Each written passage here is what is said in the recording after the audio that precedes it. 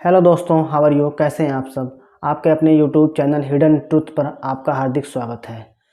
क्या लगता है दोस्तों, आप अपना वोट अपनी मर्जी से दे के आते हैं या आप लोगों से वोट दिलवाया जाता है? जी हाँ दोस्तों, चुनाव के लगभग 6 महीने पहले से ही आप लोगों के चारों तरफ ऐसा वातावरण बना दिया जाता है जिससे कि आप लोगों को भ्रमित करके ये राजनीतिक पार्टियाँ अपने फेवर में वोट डलवाती हैं। तो अब सवाल ये आता है कि हम लोगों से वोट दिलवाया कैसे जाता है?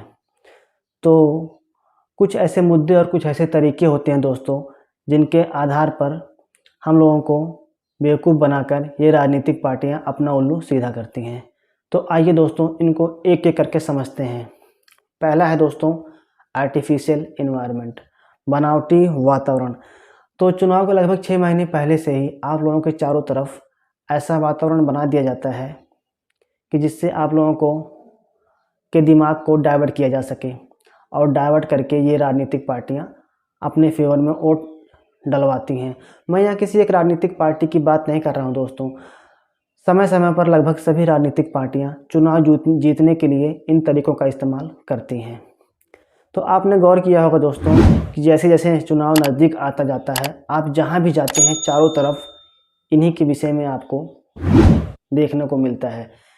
जैसे फॉर एग्जांपल, जैसे कि आप कहीं भी जा रहे हैं, आप वहाँ पे बड़े बड़े होर्डिंग्स, बड़े बड़े बैनर, पोस्टर, अखबारों में देखिए तो बस इन्हीं के बारे में सारे प्रचार और इन्हीं की सारी योजनाओं के बारे में आता रहता है। टीवी चैनल्स भी देखिए तो वहाँ भी ये अपना प्रोपेगेंडा फैलाती रहती हैं।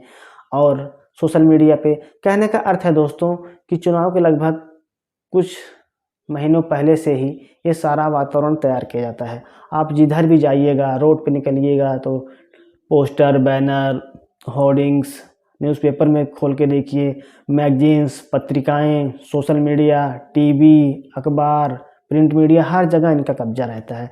तो इस वातावरण से दोस्तों ये लोग आप लोगों के से मनोवैज्ञानिक रूप से खेलते हैं। आप लोगों के दिमाग में वही चीज़ें डालते हैं जो ये आपके दिमाग में सेट करना चाहते हैं। एक उदाहरण से समझते हैं दोस्तों।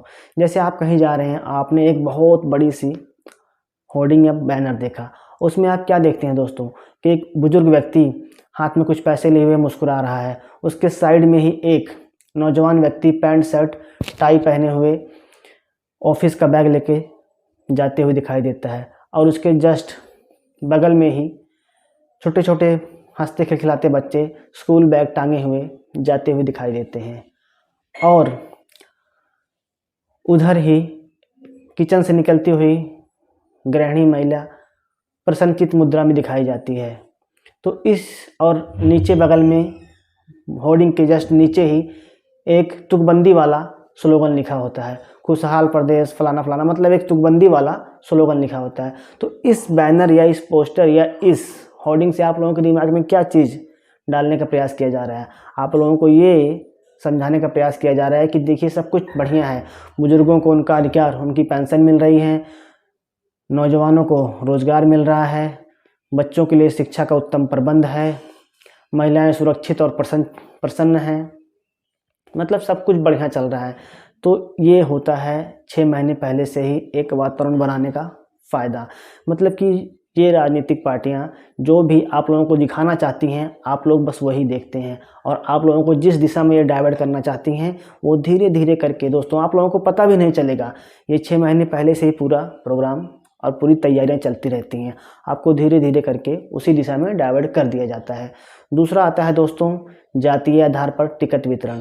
ये बहुत ही सुपरहिट फार्मूला है दोस्तों कि किसी पर्टिकुलर क्षेत्र में ये पता कीजिए कि वहाँ पे किस जाति की संख्या अधिक है और उस जाति के एक प्रभावशाली व्यक्ति को टिकट दे दीजिए।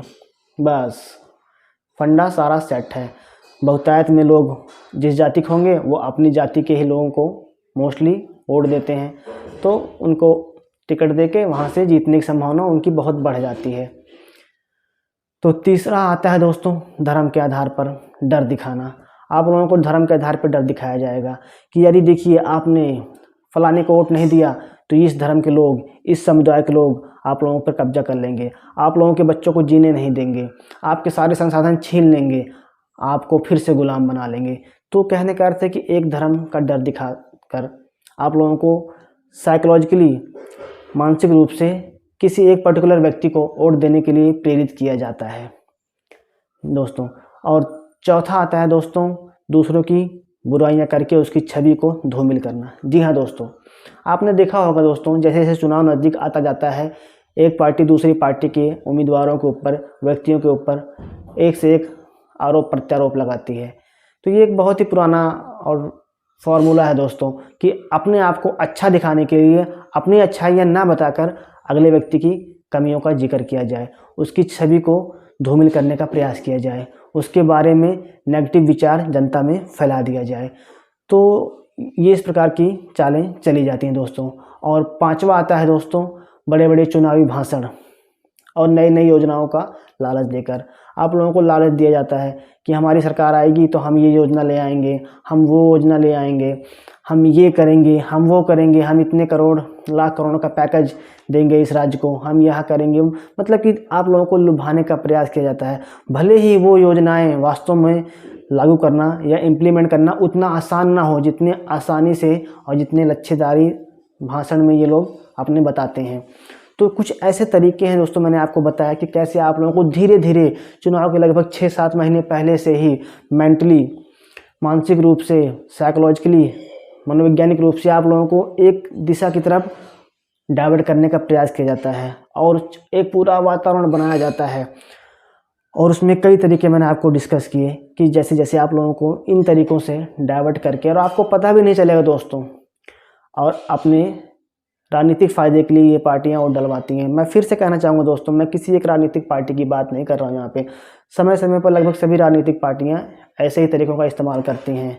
तो इन सभी मुद्दों पर आपका क्या सोचना है, अपनी राय कमेंट बॉक्स में ज़रूर लिखें दोस्तों। और ऐसे ही इन्फॉर्मेटिव और नॉलेजेबल वीडियोस देखने के लिए अपने हिडन ट्रूथ यूट्यूब चैनल को ज़रूर से ज़रूर लाइक करें, शेयर करें और सब्सक्राइब करें दोस्तों।